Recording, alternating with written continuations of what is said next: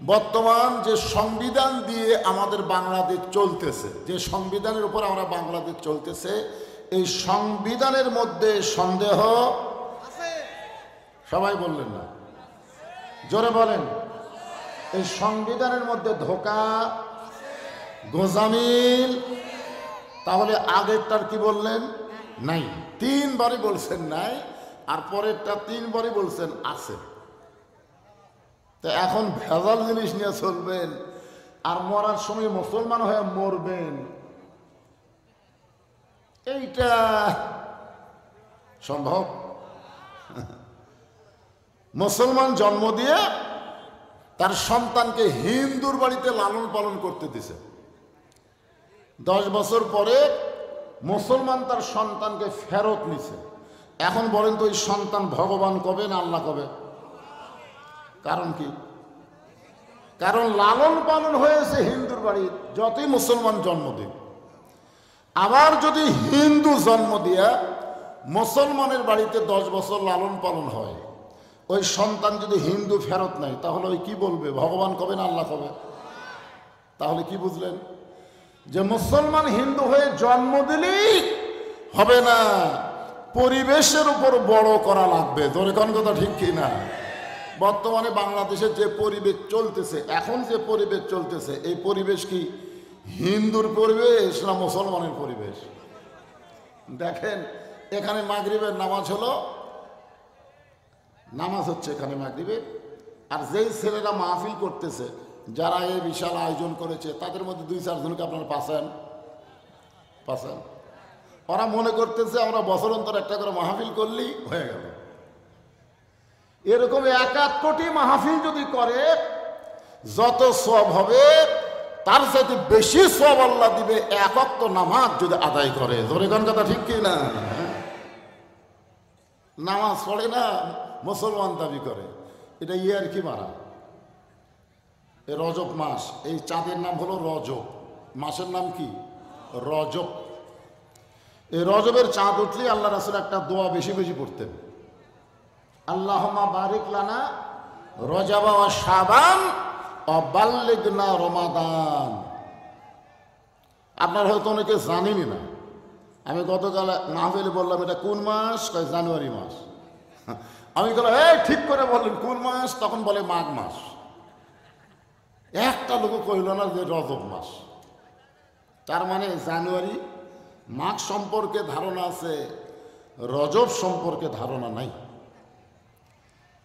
এই রজব মাসের কোনো এক রাতে আল্লাহ তাআলা আমাদের নবীকে আরশে নিয়ে গেছিলেন। এটা কি আপনারা বিশ্বাস করেন?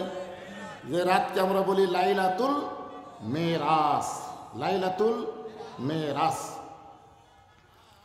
আল্লাহ কোরআনে বললেন, সুবহানাল্লাযী আসরা বিআবদিহি লাইলাম মিনাল মাসজিদিল হারাম ইলাল মাসজিদিল আকসা। যে আমি আল্লাহ তাআলা নৈশকালীন ভ্রমণ, ইসরা, এরপরে হচ্ছে মেরাজ। তো এই কোরআন শরীফে ইসরা শব্দ একের সরাসরি আল্লাহ বলেছেন যে মসজিদ হারাম থেকে বাইতুল মুকাদ্দাস, এই 2টা মসজিদের কথা আল্লাহ কোরআনে একই আয়াতের মধ্যে বললেন। একটা হলো মসজিদে হারাম, আর একটা হলো কি? বাইতুল আকসা। বর্তমানে বাইতুল আকসা নিয়ে মুসলমানদেরকে অত্যন্ত নির্যাতন করা হচ্ছে। জনগণ কথা ঠিক কিনা? আমরা যাদেরকে বলি ফিলিস্তিন, ফিলিস্তিন মুসলমানকে অকাতরে হত্যা করা হচ্ছে। আপনারা বলেন তো, মসজিদ এটা কাদের জন্যে?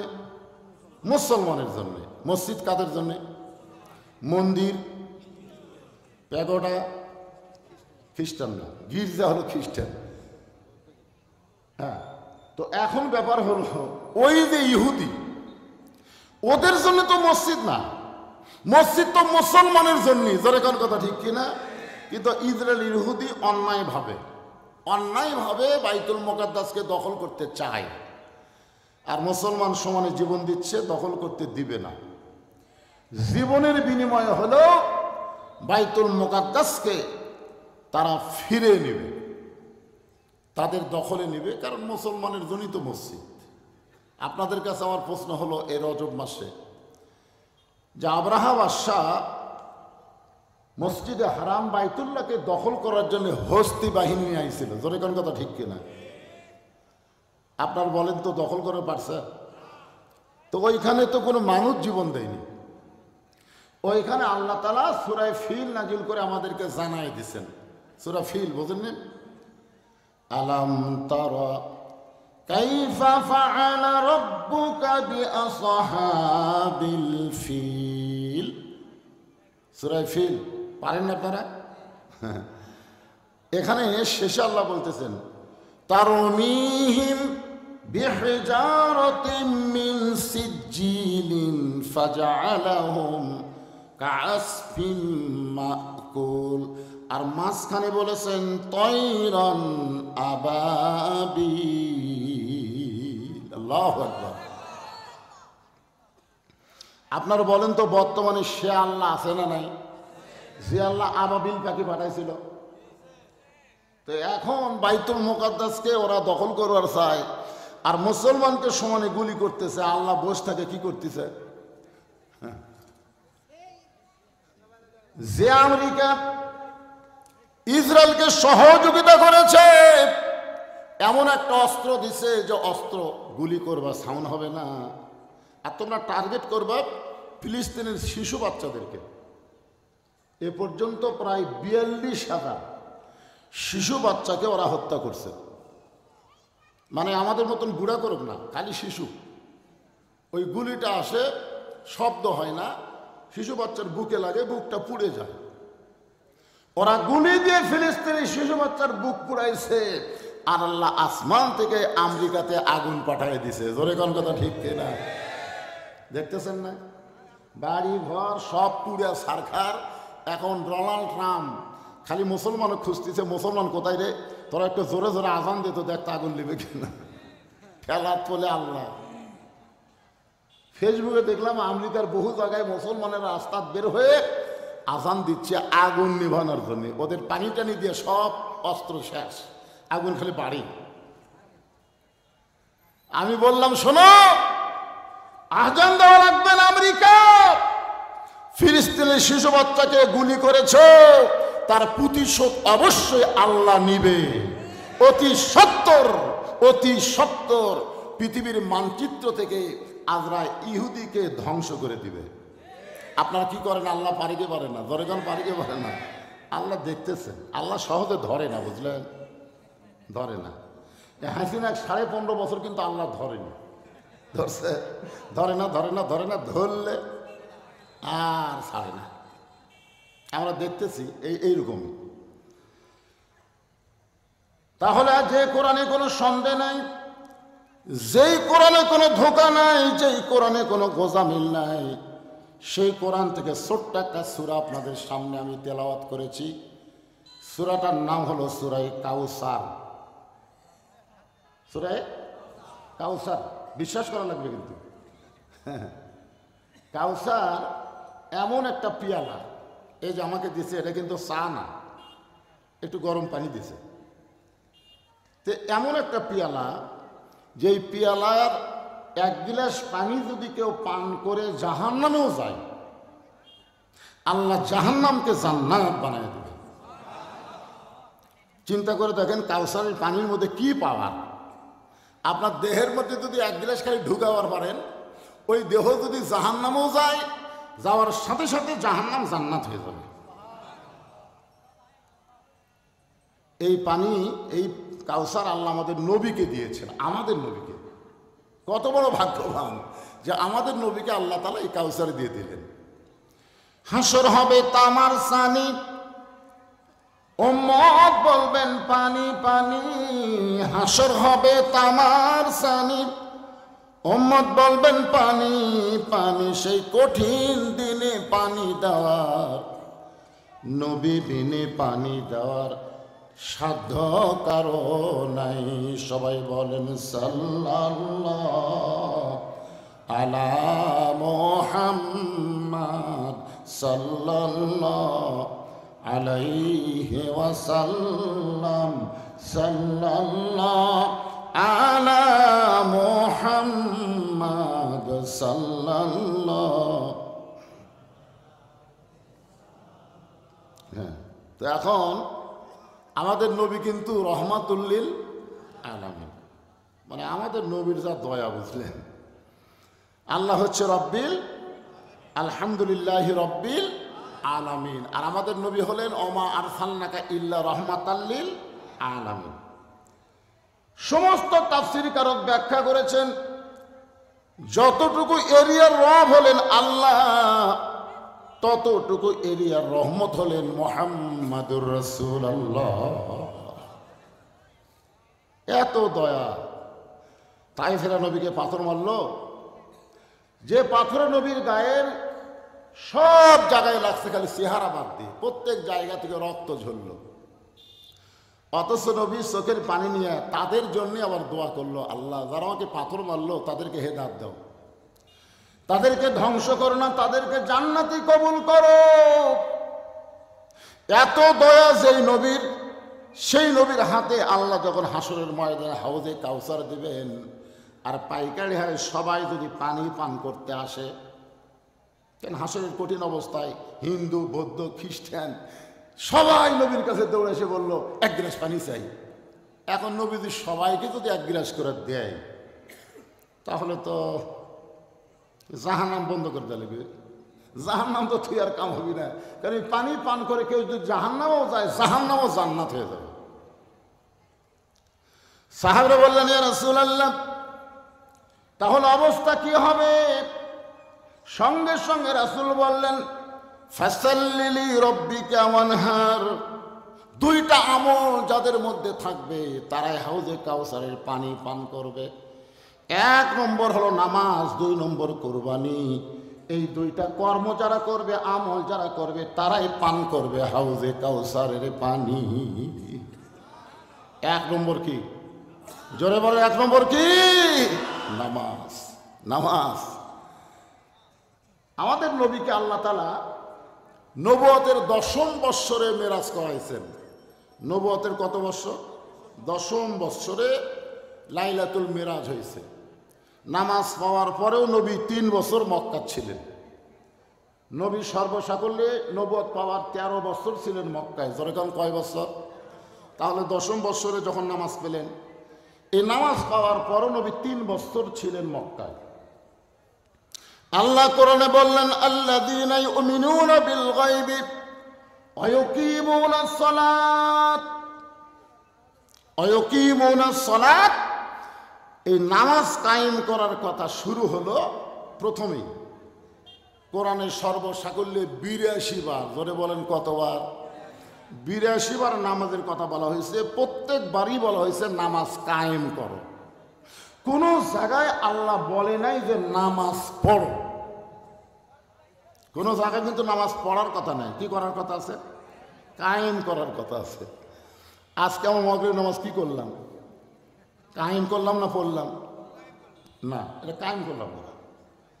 কায়েম যদি করতে পারতাম তাহলে নামাজের সময় বাহিরে কেউ শোরগোল করতো না, সবাই জামাতে সামিল হতো। জোরে কোন কথা ঠিক কিনা?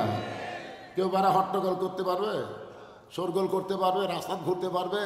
পারবে না, কারণ নামাজ কায়েম হয়ে গেছে।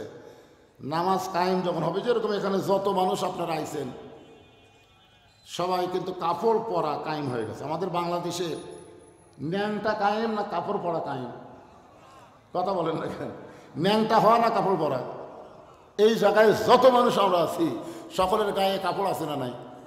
এখন যদি কেউ ন্যাংটা হয়ে এর মধ্যে আসে, তা আপনারা কে তার কাছে নেবেন? না না, একের গোটাল গাও ন্যাংটা হয়ে মাঝখানে আইছে, সবাই কি করবেন? তাড়িয়ে দিবেন না কাছে নেবেন? এই কাপড় যেখানে কায়েম হচ্ছে সেখানে কোনো ন্যাংটা চলবে না। নামাজ যখন কায়েম হবে তখন বেনামাজিকে ন্যাংটার মতন মনে হবে। কার মতন মনে হবে? আপনারা বলেন তো, এখন বেনামাজিকে কি ন্যাংটার মতন মনে হয়? হয় না। কারণ কি? নামাজিও যা, বেনামাজিও তাই। একই সাথে বসে আমরা চা খাই। আয় হায় রে। নবুয়তের 10ম বৎসরে নবী নামাজ পাইলেন। এরপরও নবী 3 বছর মক্কায় ছিলেন। নবী বললেন, আল্লাহ কোরআনের যত জায়গায় আপনি নামাজের কথা বলেন প্রত্যেক জায়গায় বলেছেন নামাজ কায়েম করো, কিন্তু নামাজ তো কায়েম করা যাচ্ছে না। চুপি চুপি আমরা মুসলমান গোপনে গোপনে নামাজ পড়তেছি, প্রকাশ্যে জামাত করে সকলে মিলে আমরা তো নামাজ কায়েম করতে পারতেছি না। আল্লাহ বলেন, হাবিব মক্কাতে বর্তমানে যেই পরিবেশ চলতেছে এই পরিবেশে নামাজ কায়েম করা সম্ভব না, কারণ পরিবেশ পাল্টাতে হবে। কি পাল্টান লাগবে? পরিবেশ পাল্টাতে হবে। কারণ মক্কাতে আপনি হলেন ইমাম আর আবু জেহেল হলো নেতা। নবী যতদিন মক্কায় ছিলেন নবী কি ইমাম, নবী আরবিতে ইমাম, আর নেতা কথা কয় না। আজকে বাংলাদেশে নামাজ পড়া হচ্ছে কারণ মসজিদের ইমাম আর সমাজের নেতা।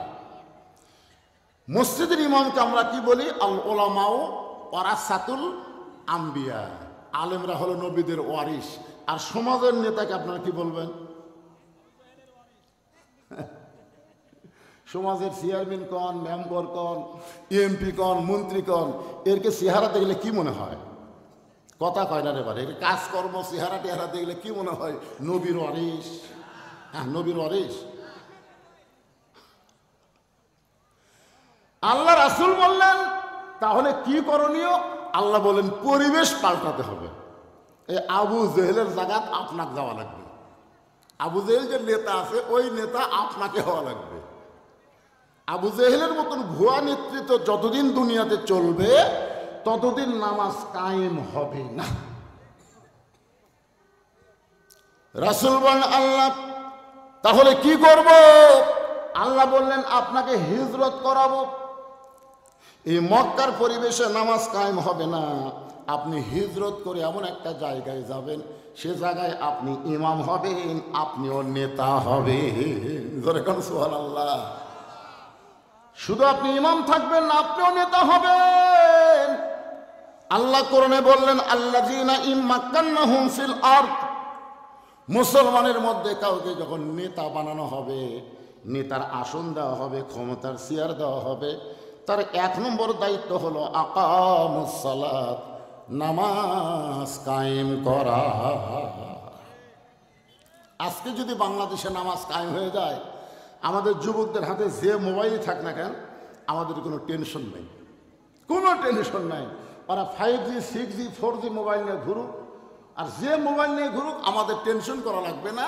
কারণ নামাজ যখন কায়েম হবে, ইন্নাস সালাতা তানহা আনিল ফাহশাই ওয়াল মুনকার, একমাত্র নামাজই পারে মানুষকে যাবতীয় খারাপি, অশ্লীলতা, ফাহিশা থেকে বাঁচাই দিতে। সুবহানাল্লাহ। আমাদের যুবকেরা তো এখন রাত 10টার পরে ঘুমায় না, রাত 10টার পরে শুরু করে। জোরে কোন কথা ঠিক কিনা? ওরা ঘুমায় কখন জানেন? যখন ফজরের আজান দেওয়ার আগ দিয়ে। হ্যাঁ, ঘুমাবে দেখবেন ফজরের আজানের আগ দিয়ে ওর আর চেতন নাই। আজান দেওয়ার আগে আসলো 3.5 হাত, আজান সময় দেখে হয়ে গেছে 2.5 হাত। কম্বল দিয়েছে মাথার উপর, পাও এখন বাইরে হবে কি করে? পাও টানা বুকের কাছে, একেবারে মনে হবে চাউলের বস্তা ঢাকাতেছে, আগাও নাই মাথাও নাই, গিয়া লোক কোথায়? আপনি বিড়াল যেমন ইন্দুর ধরে চুপি চুপি গিয়ে খালি কম্বল টানতে দেখেন, কম্বলের তলে ওর সাইজ আর সকালবেলা সাইড টিপে কুত্তার সাইজ একই সাইজ। এখন আমার সাথে একটু বলা লাগবে, ফজরের নামাজ বাদ দিয়ে ঘুম পড়ে যারা, কুত্তার আমল করে তারা। বলতে পারবে না হয়ে যান, এর রজব মাস নামাজের মাস, এই জন্য একটু গলা ছাড়া স্লোগান দেওয়া লাগবে। যারা দিচ্ছে না বুঝবেন ওরা ওই মাল। এখন আপনারা দেখেন তো কে কে দেয় না, খালি কান ফেলে চলবে। আমি যেই বল ফজরের নামাজ বাদ দিয়ে ঘুম পড়ে যারা, কুত্তার আমল করে তারা। ফজরের নামাজ বাদ দিয়ে ঘুম পড়ে যারা,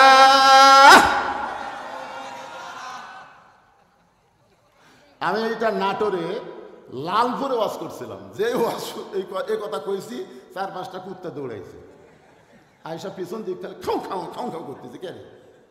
আমি চিন্তা করলাম কি ভুল করলাম, কুত্তা খেপল কেন? পরে কোরআনের আয়াত আমার সামনে এসে বলতেছে, সুম্মা রাদাদনাহু আসফালা সাফিলিন। হুজুর, ফজরের নামাজ বাদ দিয়ে ঘুম পড়ে যারা, কুত্তার সাথে তুলনা করলেন কেন? আল্লাহ কোরআনে বললেন পশুর চাইতেও জঘন্য তারা। আমি সঙ্গে সঙ্গে স্লোগান পাল্টায় বললাম ফজর নামাজ ঘুম বাদ দিয়ে ঘুম পাড়ে যারা কুত্তার চাইতেও খারাপ তারা। আমি যেই বল ফজর নামাজ বাদ দিয়ে ঘুম পাড়ে যারা, আপনার সকলে জোরে সোরে বলবেন কুত্তার চাইতেও খারাপ তারা। বলতে পারবেন না ভাইজান? ফজর নামাজ বাদ দিয়ে ঘুম পাড়ে যারা। স্লোগান ঠিক মতো হলো না, এরই মধ্যে ওখান থেকে ছেলে আমার হাত টার্গেট করলো। না অসুবিধা নেই, অসুবিধা নেই, ওরকম টার্গেট লাইট মারবেই। তাও ভালো লাইট মারতেছে, গুলি করতেছে না, কারণ যে ওয়াজ আমি করতেছি হিসাবে তখন গুলি করা দরকার। কারণ কুত্তার চাইতেও এরা জঘন্য যারা ফজরের আজান শোনার পরে ঘুম থেকে চেতন পায় না, ল্যাপের মধ্যে ঘুম পাড়ে। ধরে কোন কথা ঠিক কথা বলেন না কেন ভাই? যদি আজকে নিয়ত করে, আজকে যদি তারা নিয়ত করে এবার শোনার পরে আর ফজর বাদ দিব না, আল্লাহ বলে নিয়ত করার সঙ্গে সঙ্গে আমি তোর তওবা কবুল করে নিয়ে নামাজ না পড়ার যত পাপ হয়েছে আমি সব মাফ করে দিলাম। কারণ আল্লাহ পাপকে ঘৃণা করে, পাপীকে আল্লাহ ঘৃণা করে না। পাপীকে আল্লাহ তওবা করার সুযোগ দেয়। আজ থেকে যদি এই স্লোগান দেওয়ার পরে সে যদি তওবা করে ফজর থেকে নামাজ ধরে, তাহলে আজকে যুবকদের মাহফিল সার্থক হবে। জোরে বলেন কথা ঠিক কিনা? বছর আসবে এরকম করে একটা তাফসির মাহফিল করবেন আর দায় সারা কাম সারবেন, হবে না ভাইজান। হাউজে কাউসারের পানি যদি পান করতে চান তাহলে দুইটা আমল করা লাগবে। এক নম্বর হলো নামাজ। যেরকম এক নম্বর কি, এই নামাজটা আল্লাহ ইচ্ছা করলে নবীকে দুনিয়াতে দিবার পারতেন, কিন্তু দুনিয়াতে আল্লাহ নবীকে নামাজ দিলেন না। নামাজ দিয়েছেন আল্লাহর আরশে, যেখানে কোনো ফেরেশতাও ছিল না। যে জায়গায় আল্লাহ নবীকে নামাজ দিলেন ওই জায়গায় আল্লাহ নবী ছাড়া আর কেউ ছিল না। এক জায়গায় আল্লাহ জিবরাইলকে বললেন, এই জিবরাইল ব্রেক, আর সামনে আসতে পারবি না, ওখান থেকে আমার নবী একা একাই আমার কাছে আসবে। সুবহানাল্লাহ কোন ভাই? আল্লাহ নবী দুইজনা প্রেম করেছেন গোপনা, মাঝখানে তো জিবরাইলের জায়গা ছিল না। জায়গা যদি থাকিত আল্লাহর আরশে নিত, জায়গা যদি থাকিত আল্লাহর আরশে নিত, দরজার বাইরে আল্লাহ ব্রেক করাতো না। সবাই বলে আল্লাহ নবী দুইজনা প্রেম করেছেন গোপনা, মাঝখানে তো অন্য কারো জায়গা ছিল না। নামাজ এমন একটা ইবাদত, যে ইবাদত আল্লাহ সরাসরি নবীর হাতে তুলে দিয়েছে। সুবহানাল্লাহ। এই নামাজ হলো 5 ওয়াক্ত। কয় ওয়াক্ত? এই নামাজের মধ্যে কিন্তু জুম্মার নামাজ নাই। এই নামাজের মধ্যে কিন্তু জুম্মা নাই। ধরে কোন কি নাই? জুম্মা নাই। যে খালি তারা জুম্মা মারেন সপ্তাহে একদিন, সবার শেষে এসে আগে যায়, এরকম আসে না? নাই দেখবেন আসবে সবার শেষে, যাবি সবার আগে, আর সময়ের দাম নেই। ও বাবা, জুমার নামাজ আল্লাহ নবীকে দিয়েছেন দুনিয়াতে যখন নবী মদিনার রাষ্ট্রপতি। ধরে কোন সুবহানাল্লাহ। আল্লাহ নবী যখন মদিনার রাষ্ট্রপতি হলেন, এমন সময় আল্লাহ নবীকে জুমার নামাজ দিয়েছেন আর 5 ওয়াক্ত নামাজ দিয়েছেন আল্লাহর আরশে। ওই 5 ওয়াক্ত নামাজ নিয়ে নবী যখন ফেরত আসলেন, ফজরের নামাজটা নবী একা একা বাইতুল্লাহর মধ্যে আদায় করলেন। ধরে কোন সুবহানাল্লাহ। ফজরের নামাজটা নবী একা একা, কেবল নামাজ পাচ্ছেন, একা একা নবী আদায় করে সুবহে সাদেকের পরে যখন বাইতুল্লাহ থেকে বের হচ্ছেন, সর্বপ্রথম যার সঙ্গে দেখা তার নাম হলো আবু জেহেল। তার নাম কি? দেখেন, সর্বপ্রথম দেখা, মানে আবু জেহেলের ভাগ্য এত ভালো, যারা হজ করবার গেছে তারা জানে আবু জেহেলের ভাগ্য কি ভালো। আবু জেহেলের বাড়ির থেকে 200 মিটার পশ্চিমে হলো কাবা, আর 150 মিটার পূর্বে হচ্ছে নবীর বাড়ি। পশ্চিমে হচ্ছে লা ইলাহা ইল্লাল্লাহ আর পূর্বে হচ্ছে মুহাম্মাদুর। কি ভাগ্য রে, মাঝখানে আবু জেহেল। অথচ এত কাছে থেকেও আবু জেহেল কিন্তু নামাজ পড়েনি। আপনাদের এই তাল্লা উত্তরপাড়া মসজিদের কাছে অনেকের বাড়ি, জোরে কোন কথা ঠিক কিনা? এমনকি মসজিদ থেকে হয়তো আকামত শোনা যায়, তারপরেও নামাজ পড়ে না। ওই কিন্তু আবু জেহেলের বাপ।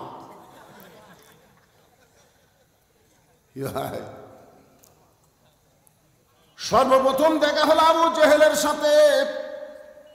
আবু জেহেল নবীর চেহারার দিকে তাকায় বলতেছেন, বাজান সন্ধ্যার সময় দেখলাম তুমি সুন্দর, সন্ধ্যার সময় দেখলাম তুমি সুন্দর, আর সকালবেলা দেখতেছি তুমি অতীব সুন্দর। আবু জেহেল নবীর প্রশংসা করতেছে, আর আপনারা সুবহানাল্লাহ বলতে খুব দামি হয়ে গেছেন, যে মুখ দিয়ে সুবহানাল্লাহ বাড়ায় না। একবার সুবহানাল্লাহ বলে আপনাদের নামে বসে আছেন তা আল্লাহর উত্তর পাড়ার মাহফিলে, আর গাছ লাগাই দিল আল্লাহ জান্নাতের বাগানে। যতবার সুবহানাল্লাহ বলবেন তত গাছ। এটা কি কালেক্টরের গাছ, মাটি খারাপ করা গাছ? এটা হলো ফলবান বৃক্ষের গাছ। এত বড় গাছ হবে যেই গাছের ছায়া অতিক্রম করতে একটা তেজস্বী ঘোড়া দৌড় মারলে 500 বছর সময় লাগবে। ওই গাছটা হবে ফলবান বৃক্ষের গাছ। গাছের গোড়ায় লাগা থাকবে অলা তাস্তাহি আনফুসুকুম, তুমি যে ফল চাবে সেই ফল সঙ্গে সঙ্গে তোমার সামনে হাজির হয়ে যাবে। ইমাম গাজ্জালি বলেছেন, সুবহানাল্লাহ যারা বলে তারা যত পাপী হোক না কেন ওই গাছের ওসিলায় আল্লাহ তাদেরকে জান্নাত দিয়ে দিবে।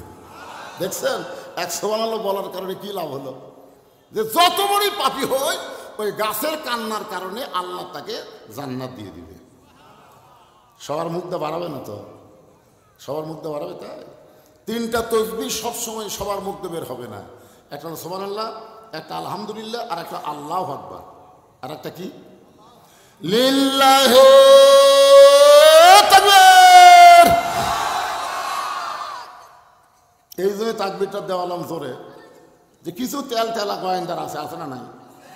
আর এই যে মাগরিবের পরে আসবি লোক হবি কেরা, রাত 10টার পরে হুজুর টাইম দিবি, সেই রকম মাহফিল হবি। আপনাকে এলাকার মাহফিলে খোঁজলে দেখছি তো রাত 10টার পরে লোকই হয় না, 150, 200, 300।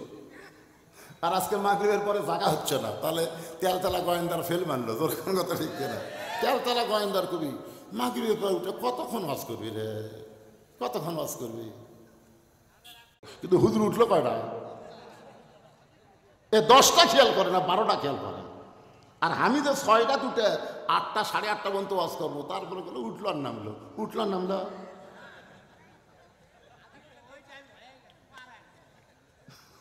এই তেলতালারা এরা আসবেও না, খালি উল্টো বয়ান মারবি। জোরে কোন কথা ঠিক কিনা?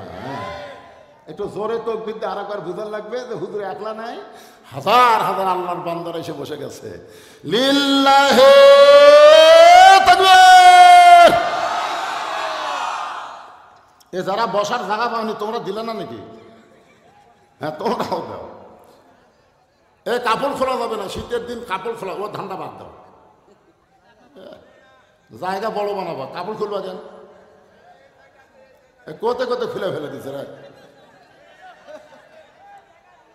এই ভিতরে চাপলি জায়গা হয় বাজান, চাপলি জায়গা হবে।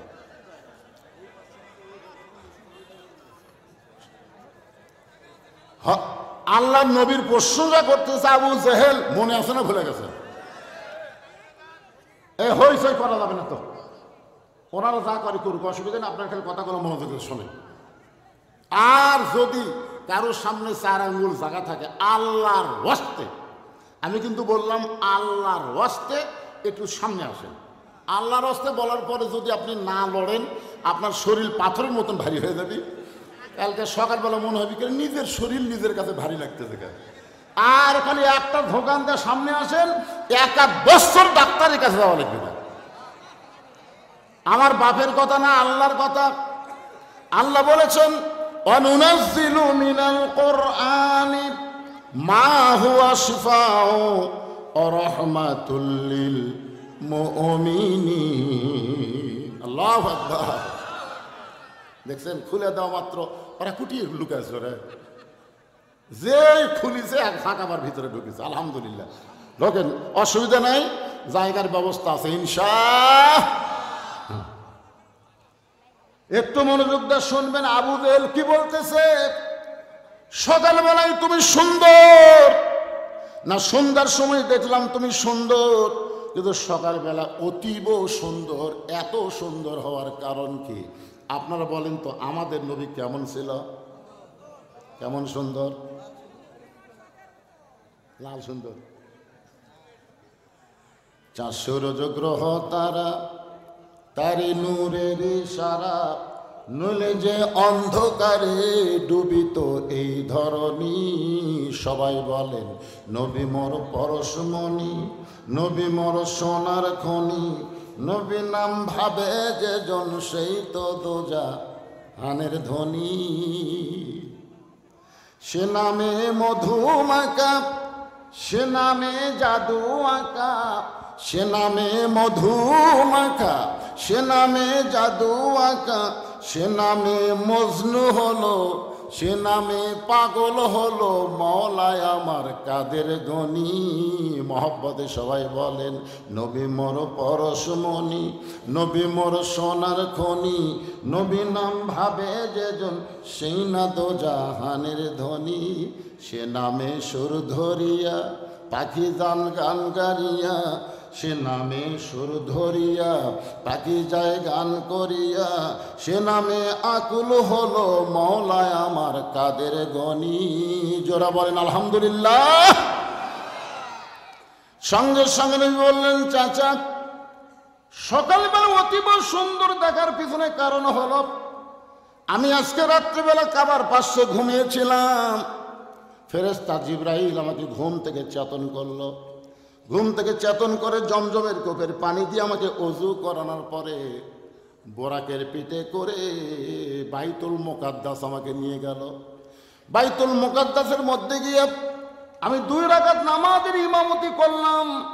আমাদের নবী কিন্তু মুসল্লি ছিল না, আমাদের নবী হলো ইমাম। ধরে কারণ আমাদের নবী কি? এই জন্য আমাদের নবীর একটা ডিগ্রি হলো ইমামুল আম্বিয়া ইমামুল মুরসালিন। 2 রাকাত নামাজ পড়ানোর পরে সেখান থেকে বোরাকের পিঠে করে আল্লাহর আর 7 আসমান পাড়ি দিয়ে রফরফে করে আল্লাহর আরশে গেলাম। আল্লাহর সঙ্গে আমার দেখা হলো। আল্লাহ পাক আমাকে 5 ওয়াক্ত নামাজ দিল। এই যে আল্লাহর সঙ্গে আমার দেখা হলো, এই দেখার কারণে 5 ওয়াক্ত নামাজ নেওয়ার কারণে হয়তো আমার চেহারা অতীব সুন্দর লাগতেছে। এই কারণে সন্ধ্যার সময় সুন্দর আর সকালবেলা অতীব সুন্দর হওয়ার কারণ হলো আজকের রাত্রেবেলা আল্লাহর সঙ্গে আমার মেরাজ হয়েছে। আপনারা তো সুবহানাল্লাহ বলেন, কিন্তু এই কথা শুনে আবু জেহেল কি করে? চিন্তা করছেন? আজকে আমাদের মতো মাওলানা যখন বলে যে মানুষের তৈরি আইন বাদ দিয়ে আল্লাহর কোরআন দিয়ে বাংলাদেশ চালাতে হবে, তখন বাংলাদেশের কিছু কিছু নেতা বলে রাজনীতির সাথে নাকি ইসলামের সম্পর্ক নাই। ওকে মাথা ঠিক আছে? হচ্ছে ইসলামের সাথে কোনো রাজনীতির সম্পর্ক নেই। আরে পাগলা, রাজনীতি মানে বুঝিস না। তাবারাকাল্লাযী বিয়াদিহিল মুলক, গোটা পৃথিবীর রাজত্ব মালিকানা একমাত্র কার হাতে? তাহলে রাজাকে, বাদশাকে? সম্রাট শাহজাহান কি বলে? ও বাদশার বাদশাহ। দেখছেন? সম্রাট শাহজাহান বলে ও বাদশার বাদশাহ। আল্লাহ তো হলেন বাদশাহ, আল্লাহ হলেন রাজা, আল্লাহর নীতি হলো রাজনীতি। জোরে কোন কথা ঠিক কি না? আর আমরা কি? ফকির। আল্লাহ কোরআনে বলেছে আল্লাহ গানিয়ুন ওয়া আনতুমুল ফুকারা। আমি আল্লাহ হলাম ধনী, তোমরা হলো ফকির। আর আমাকে নীতির নাম কি? কথা হয় না। ফকরা নীতি। জোরে কোন কি নীতি? রাজার নীতি রাজনীতি, ফকিরের নীতি ফকরা নীতি। আপনি বলতে পারেন ফকরা নীতির সাথে ইসলামের কোনো সম্পর্ক নাই, এটা বলতে পারেন, কিন্তু আপনি কেমনে কম? হায় হায়, এরা কিন্তু আবু জেহেলেরই গ্রুপ। কারণ সর্বসময় 3 দল কোরআন বিজয়ের বিরুদ্ধে। কয় দল? সব সময় কিয়ামত পর্যন্ত 3 দল কোরআন বিজয়ের বিরুদ্ধে আন্দোলন করবে। 1 নম্বর হলো আবু জেহেলের মতন রাষ্ট্রীয় শক্তি, আবু জেহেলের মতন রাষ্ট্রীয় শক্তি। 2 নম্বর হলো কি বিপদ হয়ে গেল রে, এরা কতক্ষণ পর পর কুত্তে আসে রে বা, হট করে দৌড় দে।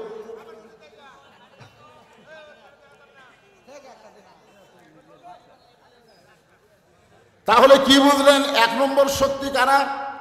এদিকে খেয়াল করা লাগবে তো। আবু জেহেলের মতন রাষ্ট্রীয় শক্তি, যারা মানুষের আইন দিয়ে রাষ্ট্র চালাবে, আল্লাহর আইনকে তারা মানবে না, বিশ্বাস করবে না, এরা সবসময় আল্লাহর কোরআনের বিরুদ্ধচারণ করবে। দুই নম্বর হলো পুঁজিপতি, শতকরা 10 টাকা সুদ খাবে কিন্তু শতকরা 2.5 টাকা যাকাত দিবে না। এরকম পুঁজিপতি আছে না? নাই। 1000-এ 25 টাকা, 1 লাখে 2,500 টাকা, 1 কোটিতে 2.5 লক্ষ টাকা, 100 কোটিতে 2.5 কোটি টাকা, 1000 কোটি যাদের আছে তাদের 100 কোটি টাকা যাকাত দেওয়া লাগবে। তারা চিন্তা করবে এই কোরআন